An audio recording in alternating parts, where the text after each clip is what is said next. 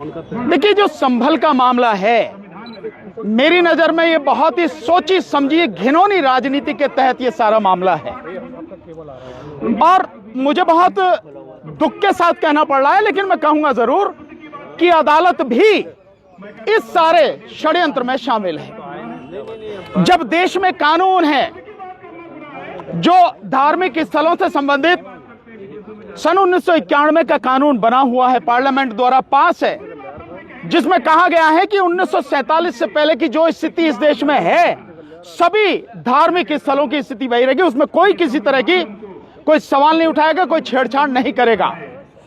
और यही नहीं, उसमें रोका गया है कि अदालत भी उसमें किसी तरह का कोई हस्तक्षेप नहीं करेगी। सेक्शन 4 में कहा गया कि केवल यही नहीं, भविष्य में भी ऐसी कोई बात नहीं की जाएगी। बावजूद उसके 19 तारीख को दोपहर में पिटीशन फाइल होती है सर्वे के लिए। कोर्ट उसी समय जो रेस्पोंडेंट हैं उनको सुने बिना, उनको मौका दिए बिना, जो प्राकृतिक न्याय का एक सिद्धांत है उसको लागू किए बिना उसी दिन तत्काल आदेश करती है। और बड़े मजेदार बात देखिए कि इधर आदेश पारित हुआ और शाम तक जो है एएसआई के लोग सर्वे करने पहुंच भी गए। इससे ज्यादा और सुनियोजित षड्यंत्र और क्या होगा, घिनौना षड्यंत्र क्या होगा, क्योंकि उन्हें मालूम है कि अदालत जा रहे हैं, वहां से आदेश मिलेगा और आदेश मिलेगा तुरंत उसे लेकर वहां पहुंच जाएंगे। ऐसा वेल प्लान तरीके से होता है, बिना उसके नहीं होता। और इसीलिए मैंने कहा कि अदालत भी इससे शामिल है। दूसरी बात, और जो एक बात मैं कहना चाह रहा हूं कि चलिए, जब 19 तारीख को सर्वे हो गया तो फिर 24 तारीख को सर्वे का क्या मतलब था? और सुबह 6 साढ़े 6 बजे पहुंच गए सर्वे करने।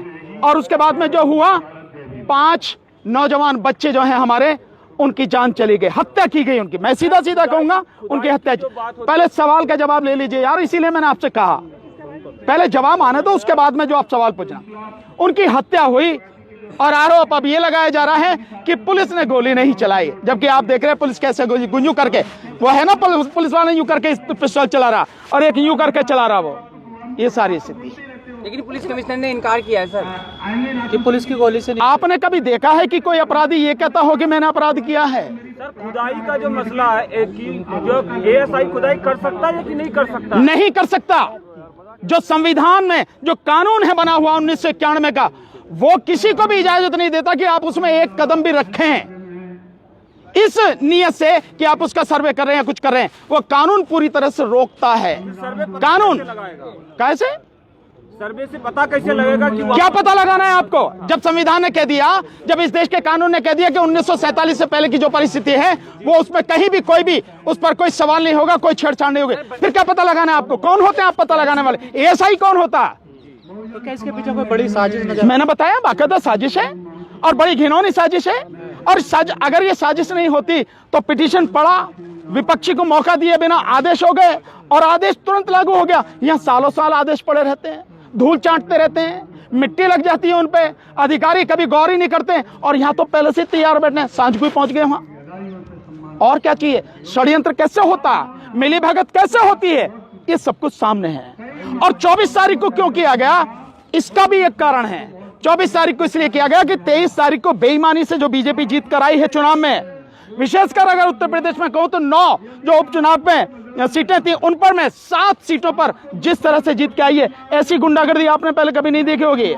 मुस्लिम समाज के लोगों को रिवॉल्वर से डराया गया, रोका गया। कुंदरकी में जाटव समाज के लोगों को, यादव समाज के लोगों को, मुस्लिम समाज के लोगों को वोट डालने से रोका गया। ऐसी गुंडागर्दी आपने देखी कभी? इलेक्शन कमीशन क्या था, कहां था वो? कौन से बिल में घुसा हुआ था? कौन सी रिश्वत लेके चुप बैठा था? कौन सी वफादारी निभा रहा था? जब उसकी जिम्मेदारी है देश के संविधान को बचाने की, जब उसकी जिम्मेदारी है कि निष्पक्ष चुनाव हो, स्वतंत्र और पारदर्शी चुनाव हो, क्या कर रहा था वो? इसलिए ये सब कुछ सोचे समझे साजिश के तहत हो रहा।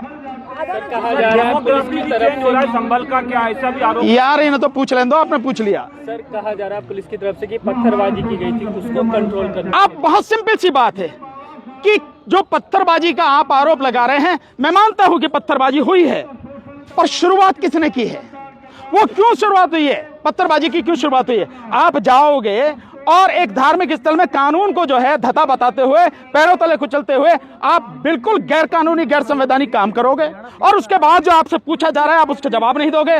लोग इकट्ठे हो जा रहे तो उन्हें हटाने के लिए आप गोली चला रहे हैं, और लोग पत्थर चला रहे हैं तो आप कह रहे हैं पत्थरबाजी। गोली क्यों चलाई गई भाई? पत्थरबाजी से पहले आप इसका जवाब दो कि गोली क्यों चलाई गई। पुलिस अगर गोली चलाती है तो गोली उसी स्थिति में चलाती है जब देखे कि अब काबू में नहीं हो सकते, उससे पहले लाठी चार्ज होता है, उससे पहले चेतावनी दी जाती है, और गोली भी चलाई जाती है तो घुटनों से नीचे मारी जाती है ताकि जो है डर के भाग जाए या वो चलने के काबिल ना। ये एक तरीका होता है। आप सीधे सीधे, यार पहले जवाब तो सुन लो, सीधा सीधा आप गोली चला रहे हो और आप कह रहे हो कि मतलब पत्थरबाजी हुई है। क्या वो जो लोग हैं दिमाग खराब है उनका? उन्हें समझ नहीं है कि वो क्या कर रहे हैं क्या नहीं कर रहे हैं। इन सारी चीजों को समझो और समझ, इसीलिए मैं कह रहा हूं उसकी बाकायदा अगर निष्पक्ष जांच हो जाए तो दूध का दूध पानी का पानी हो जाएगा, पता लग जाएगी कौन गुनहगार है, किसने गोली चलाई या किसने जो पत्थरबाजी की। जांच कौन करेगा? आपको विश्वास किस पे? नहीं, मुझे किसी पे विश्वास नहीं, मैं जानता हूं नहीं होगी जांच, बिल्कुल नहीं होगी जांच, मैं जानता हूं। वही सब कुछ करने वाले हैं, ये तो तुम जाके पता लगो, ही तुम्हारा काम है, मेरा काम नहीं। ईंट पत्थर कहां जाए? रामगोपाल की हत्या हुई थी तो योगी सरकार ने मुआवजा दिया था। अभी 5 लोगों की मौत हुई है, कोई मुआवजा का ऐलान नहीं हुआ है। फिलहाल क्या भेदभाव कर रही है मुसलमानों से? यार किसका जवाब दूं? आप चार चार पूछ रहे हो, इसलिए मैंने कहा एक व्यक्ति सवाल पूछे उसका जवाब देता। पूछो, आप पूछो। रामगोपाल में बराइच की जब हत्या हुई थी, बराइच में जो रामगोपाल की हत्या हुई थी तो योगी सरकार ने मुआवजा दिया था।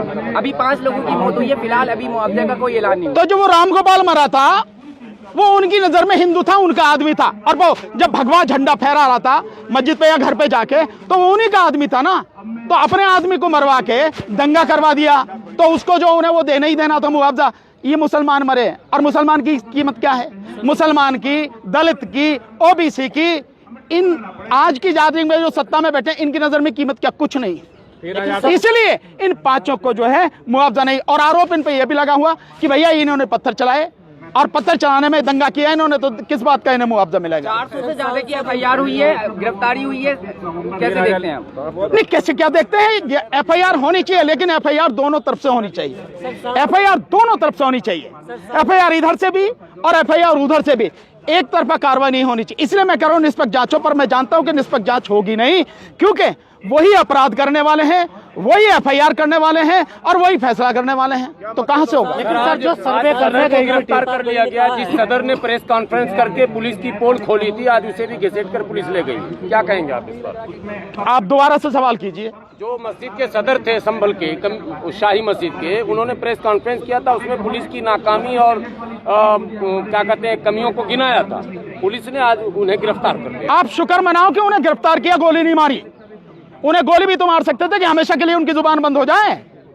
ये होगा जब शासन करने वाले लोग संविधान को नहीं मानते, कानून को नहीं मानते और अपनी तानाशाही और गुंडागर्दी दिखा रहे, तो तभी ये सारी चीजें होंगी। इसीलिए तो मैं कह रहा हूं कि कोई निष्पक्ष जांच नहीं होगी, कुछ नहीं होगा। और वैसे भी इस देश में मुसलमान की और दलित की कोई कीमत है नहीं। सर मेरा 2 सवाल है। पहले की सांसद इमरान प्रताप गढ़ी ने कहा है कि योगी जी ने संवेदना तक व्यक्त नहीं किया है। दूसरी बात की आज CM योगी जी ने कहा है कि संविधान के अंदर समाजवाद और सेक्युलरिज्म नहीं है। इस पर क्या कहेंगे? नहीं, किसने कहा है? योगी ने। योगी जी ने कहा। तो योगी को संविधान पढ़ना चाहिए, अब पढ़े नहीं है तो मैं क्या करूं भाई? देश में जब अनपढ़ लोग राज कर रहे हैं तो उसी की वजह से ये सारा सब कुछ है।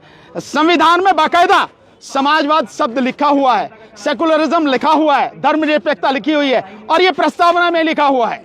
एक बात तो ये रही। दूसरी बात आप ये कह रहे हो संवेदना व्यक्त नहीं करी, तो इमरान प्रताप गढ़ी जी को पता होना चाहिए कि जो शासन कर रहे हैं वो RSS के और मनुवादी मानसिकता के लोग हैं। और ये जो दंगा कराया गया है ये सोची समझी रणनीति और राजनीति के तहत कराया गया है। तो जो कराने वाले हैं वो जिनको मारना चाह रहे हैं वो मार दिए, उनके उससे संवेदना क्यों व्यक्त करेंगे? इमरान प्रताप गढ़ी जी को ये बात कहनी नहीं चाहिए थी कि संवेदना व्यक्त करें। वो संवेदना व्यक्त नहीं करेंगे। जो आपको खत्म कर देना चाहते हैं आप उनसे उम्मीद करते हो कि संवेदना व्यक्त करेंगे।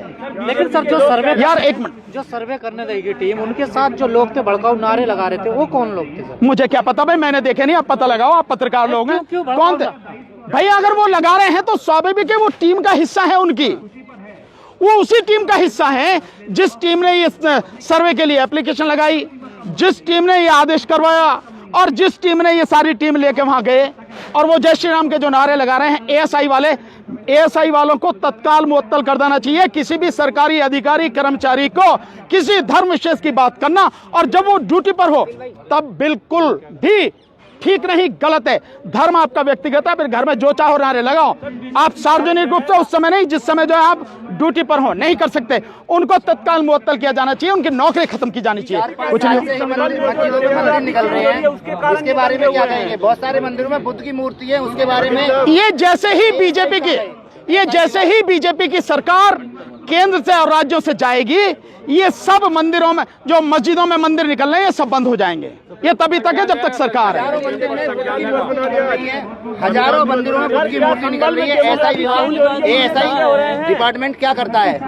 मुझे नहीं पता, ये एएसआई डिपार्टमेंट से पूछो वो क्या करता है। लेकिन मैं बहुत सिंपल से जानता हूं, ये धरती बुद्ध की धरती है और पूरे देश में बुद्ध के अवशेष बिखरे पड़े हैं। जहां भी खुदाई करोगे, और की तो जगह छोड़ दो, अयोध्या में जो है वो बुद्ध के अवशेष हैं। ये सारा